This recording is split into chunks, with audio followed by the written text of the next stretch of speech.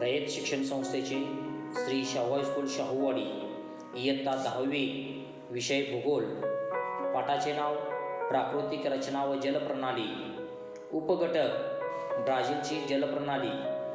विद्यार्थी मित्रांनो, मागील भागामध्ये आपण भारत आणि ब्राझील या दोन देशांची प्राकृतिक रचना पाहिलेली आहे। आज या पाठामध्ये ब्राझीलची जलप्रणाली हा भाग आपण पाहायचा आहे। ब्राझीलची जलप्रणालीमध्ये ब्राझीलच्या जलप्रणालीचा विचार करताना आपल्या असे लक्षात येते की या देशात 3 प्रमुख नद्यांची खोरी आहेत। त्यापैकी अमेझॉनचे खोरे हे एक आहे।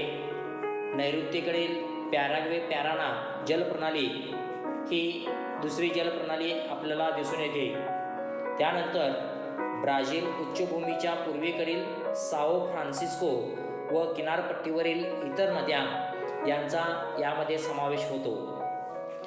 आता आपण पाहू अमेझॉनची जलप्रणाली कशा पद्धतीने आहे। अमेझॉन नदीचा उगम पेरू देशातील अँडीज पर्वतरांगेच्या पूर्व उतारावर होतो। अमेझॉनमधील पाण्याच्या विसर्गाचे प्रमाण प्रचंड आहे। हे सुमारे 2 लाख घनमीटर प्रति सेकंद एवढे आहे।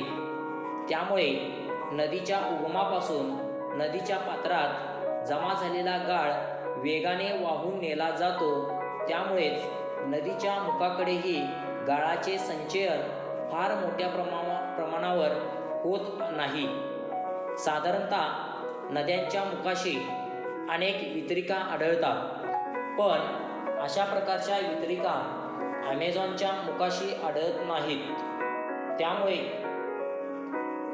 त्याऐवजी अमेझॉनच्या मुखाजवळ अटलांटिक महासागरात किनाऱ्याच्या जवळ अनेक बेटे तयार झालेली आढळून येतात। अमेझॉन नदीच्या पात्राची मुखाजवळील रुंदी सुमारे 150 किलोमीटर इतकी आहे। साधारणतः आपण विचार केला तर विद्यार्थी मित्रांनो, तुमच्या गावापासून 150 किलोमीटर अंतरावरील एखादे गाव तुम्ही विचारात घेऊ शकता। म्हणजे या अंतराचा तुम्हाला अंदाज करता येईल।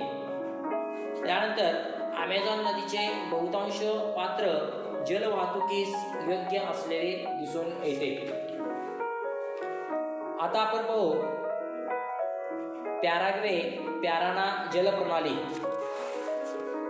या 2 नद्या ब्राझीलच्या नैऋत्य भागात आढळतात। या दोन्ही नद्या ब्राझीलच्या दक्षिणेकडील अर्जेंटिना देशातील प्लाटा नदीला मिळतात। या दोन्ही नद्या व दक्षिण टोकाला असलेली उरुग्वे नदी यांना ब्राझील उच्चभूमीच्या दक्षिण उतारावरून पाण्याचा पुरवठा होतो।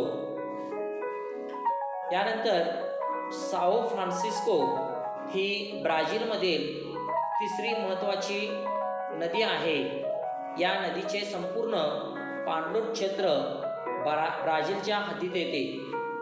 ब्राझील उच्चभूमीच्या पूर्व भागात हे पाणलोट क्षेत्र आहे। या भागात सुमारे 1000 किलोमीटर अंतरापर्यंत ही नदी उत्तरेकडे वाहते व त्यानंतर पूर्वेकडे वळून अटलांटिक महासागरास मिळते। साओ फ्रान्सिस्को नदीमुखाजवळील सुमारे 250 किलोमीटर लांबीचा भाग हा जलवाहतुकीस योग्य आहे। यानंतर आपण पाहू किनारी प्रदेशातील नद्या। ब्राझीलच्या किनारी प्रदेशात अनेक कमी लांबीच्या नद्या आढळतात। किनाऱ्यावरील प्रदेशात दाट लोकवस्ती असल्यामुळे या नद्याही महत्त्वाच्या आहेत। त्यापैकी परानिबा, इटापेकुरू या नद्या उत्तरेकडे वाहतात व उत्तर अटलांटिक महासागराला मिळतात।